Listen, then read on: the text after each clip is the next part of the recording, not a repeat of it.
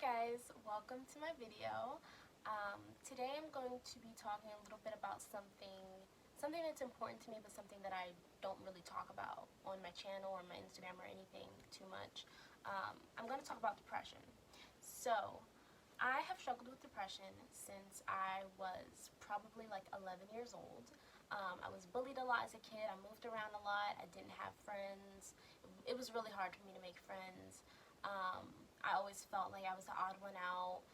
Home life wasn't always the best. I've been through a lot. Not really gonna get into specifics, but I've been through a lot, and it has caused me over time to struggle with depression. And for years and years, I did not know how to cope with it. I would just like spiral in and out of these like really deep depressions, and I could just never figure out how to pull out of it. I wasn't going to therapy. I wasn't really doing anything to, I guess, help with it at all. And I feel like I didn't really have any outlets to educate me other than the internet a little bit. But I didn't really have anybody talking about mental health or depression when I was younger. Not on the internet, not in person. So I want to be somebody who talks about it, because I think it's really important, and I think that there are kids out there and adults and teenagers who they need somebody who's going to talk about it. So I wanted to come on here and just give a few tips on how we can learn how to cope with depression. Let's get real. Alright, so one of the first things that I'm going to talk about is what you eat. People don't realize how important it is to eat better, because that directly affects your mental health. And if you don't believe me, you can look it up. It's on the internet, Google.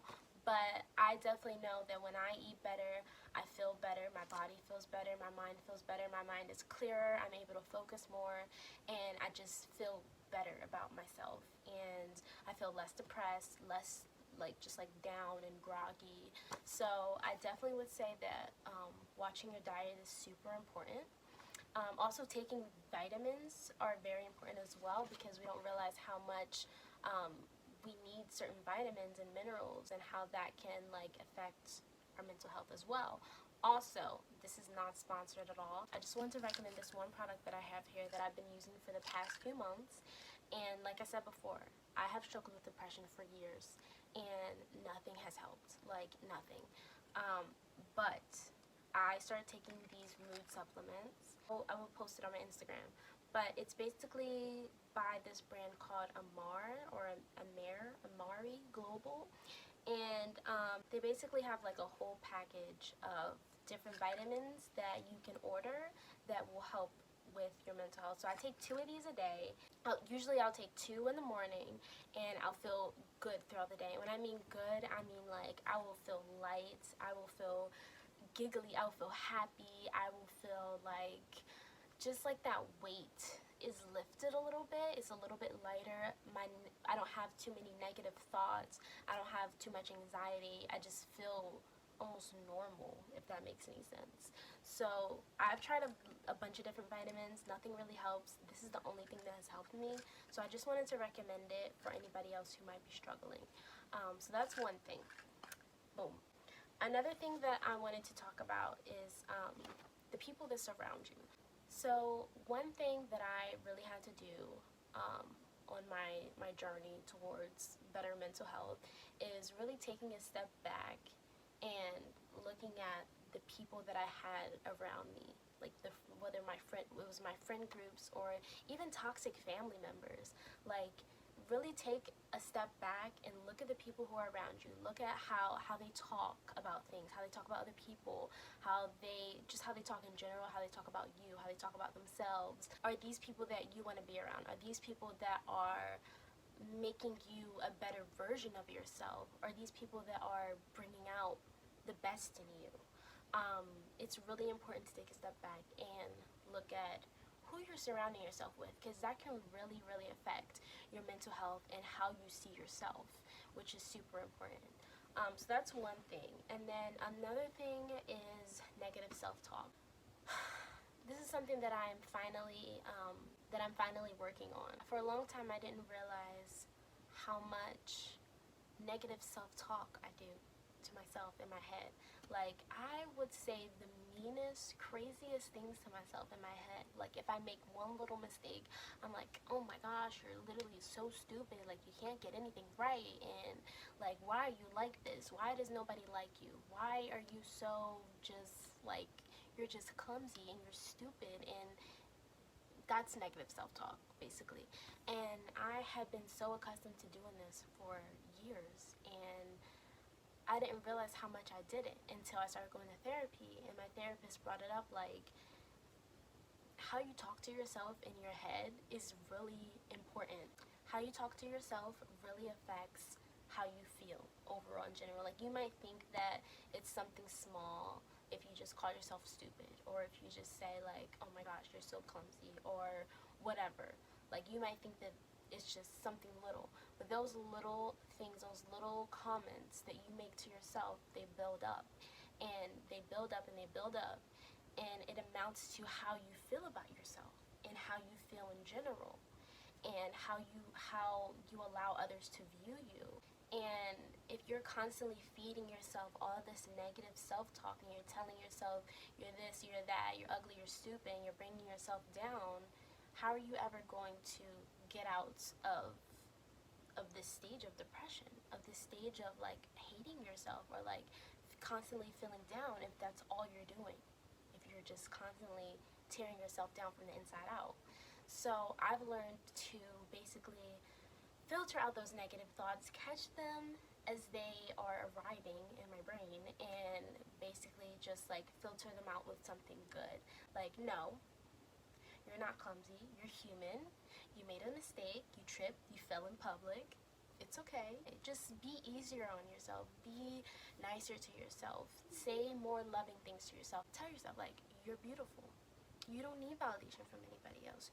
You're beautiful. Telling yourself that you're beautiful, telling yourself that you're deserving of love, telling yourself just, like, all the positive, beautiful things, feeding yourself all of that will help so much with how you view yourself, and it will help with your mental health a lot. Another thing is affirmations, which is very similar to what I was just talking about. So affirmations are basically just, like, statements that you can say to yourself to make yourself feel better. So I put this on my wall today, and I basically just printed out this page from Pinterest that had a bunch of self-love affirmations. So here are some examples of affirmations for those of you who don't know. 1, I choose to stop apologizing for being me. 2, I release negative self-talk. 3, I love the person that I'm becoming. 4, I believe in myself and my abilities. 5, I deserve all good things. So those are just a few examples. But if you just type in, like, self-love affirmations or affirmations in Google or Pinterest or whatever, you get a whole bunch of different ones that you can just say to yourself, or you can write your own. However, whatever you need. Have, like, a list of 5, or just have 2 that you say to yourself, like, every morning. So you're feeding yourself self-love, and you're feeding yourself positivity and these positive thoughts that will basically, like, train your mind to think better about yourself. Another thing that helps a lot, especially during these times we're in quarantine, creating a routine really helps a lot. And it doesn't have to be, like, a super strict routine. My quarantine routine is something like wake up, meditate for, like, 5 minutes just to, like, clear my mind. You can do a self-guided meditation on YouTube. Eat, do my skincare, a little bit of journaling, a little bit of reading, do something creative like painting, art. That's for me specifically. I like doing creative stuff. You could do something that you like. Just kind of creating a routine so that you have a list of 5 things that you do every morning to get yourself going, to get yourself, like, in the habit of, like, just being productive. Being productive in general helps a lot with depression. If you're laying in bed and you're just watching TV all day long and you're not doing anything, you're going to feel hopeless. You're going to feel like you don't have a life. You're going to feel like, what's the point of being here? You're going to feel all those things. So I would definitely say that creating a routine helps so much. Also, I would say for me, finding a coping mechanism for sure when you feel like you're spiraling a little bit into the depression. Maybe some things have happened for the past week or the past month, and you feel like, okay, here comes the darkness, it's gonna swallow me. When you're starting to feel like that, you need to find your coping mechanisms. For me, my coping mechanism is just art in general. Just find what you love, find something that you're passionate about, find a hobby, and put your energy into that. Make that something that is positive that you can go to cope with how you feel. And then also find your triggers. Finding your triggers are super important. A lot of people don't realize it, but there are certain things specifically that will trigger your depression or even anxiety or whatever it is. So find your triggers, figure out what it is, whether it's a person, whether it's like, it could be a statement, it could be something that somebody says, it could be a scent, it could be a song, it could be anything. So I'm not a therapist, I'm not a psychologist, but for me, my triggers are things that relate to, I guess, what I've been through in the past that kind of trigger me to, or trigger these certain negative emotions to come up. Finding your triggers is super important because then you'll be able to understand yourself a little bit better. You'll be able to understand why you're feeling the way you're feeling. You'll be able to understand that this depression isn't something that's like coming out of nowhere and you're not just crazy and it's because of something that somebody said that you're feeling this way, or whatever it is that triggered you. And you'll also learn how to cope with it a little bit better. So that's something that's super important, is definitely finding your triggers. And then remembering that you're not alone. Remembering that you're not alone is really important because when you feel alone, you feel helpless and you feel like there's nobody who understands you. You feel like you're not heard. And just remembering that there are other people who are going through very similar emotions, it helps so that you don't feel so misunderstood.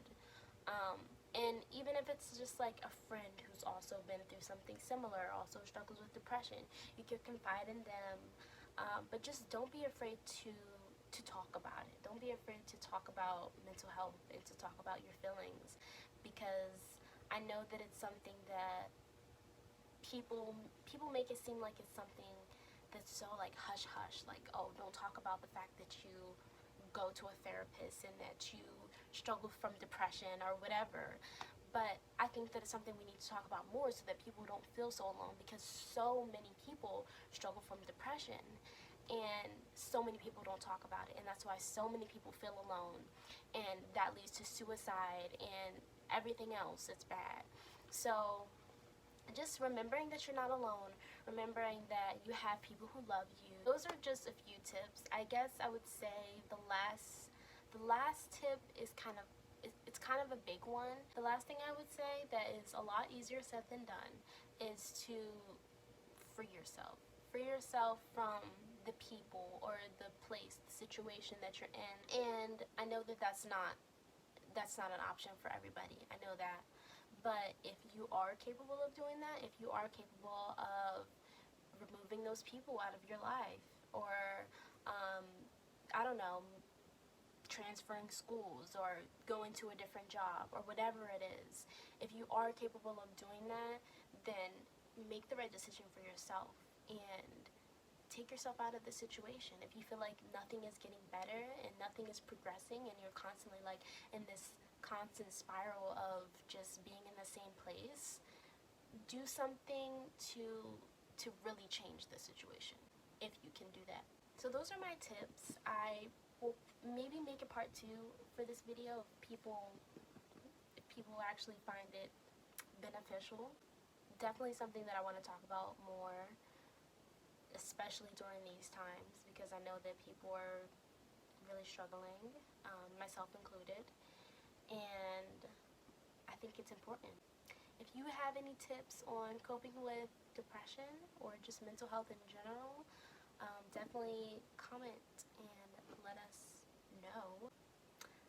Thank you so much for watching. I hope you enjoyed this video, and yeah, if you did enjoy it, be sure to like and follow me. Alright, cool. See you. Bye.